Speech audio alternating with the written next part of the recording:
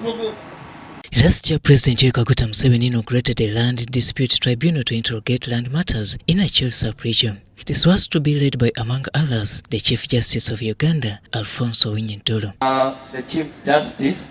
According to the Chief Justice, land wrangles in Uganda date as far back in 1962. People started discovering that they did not have the land. Because one, when we got independence, 1962 Constitution, instead of giving this land back to the people, ground land became public land. It was never given back to my father. Actually, my father owned this land for 1 year because he died in 1996. Dollo notes that the case of the contested land for his father in Agago district, the Pigeonhole Constitution had endorsed his father as the rightful owner. The 1966 Pigeonhole Constitution maintained public land. That was in the hand of government vested in the Uganda Land Commission. 1967 Republican Constitution maintained the same thing. The 1969 Public Lands Act and the rules made under that act maintain the provisions in the Constitution. Dollo now advises that if government is to resolve land disputes like those in Agago district, all warring factions must be brought to table. The chair of Agago district and a few leaders, they go to State House, they come back, they will lynch them. The truth is they will lynch them. I was told here in Kakep, is it? Women wanted to go naked.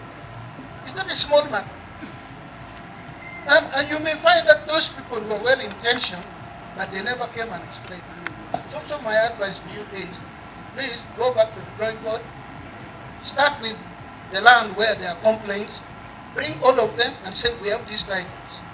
Mr. Dollo was part of the ceremony where government of Uganda handed over free certificates of customary ownership to communities of Acholi sub-region.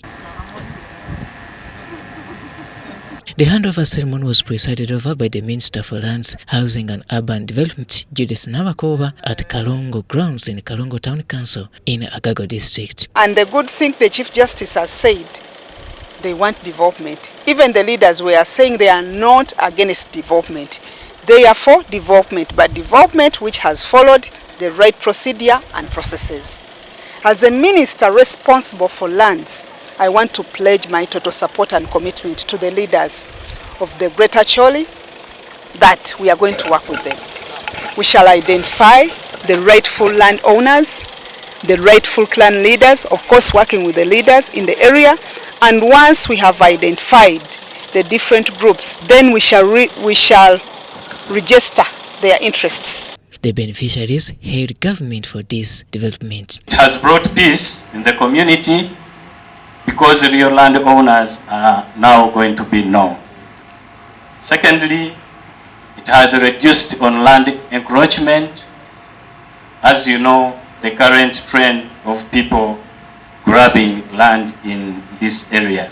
According to Nabakooba, the Lands Ministry has so far processed 10,117 customary titles for close to 6,282 people, mainly from Paimol and Wall sub-counties. For those who thought that this will never be realized, I think stop being doubting Thomases. Just believe that it has happened and we are ready to roll out this project to the entire Acholi sub-region and other parts of the northern to ensure that the rights of the people are clearly registered, because we know that once the rights are registered, will reduce land grabbing but also the land disputes. Mrs. Nabakooba, however, asserts that the government is targeting to register 275,000 customary land owners throughout the country before 2026. The process is being implemented by the government of Uganda under the Development Initiative for Northern Uganda DINU land component with support from the European Union and the United Nations Capital Development Fund UNSCDF.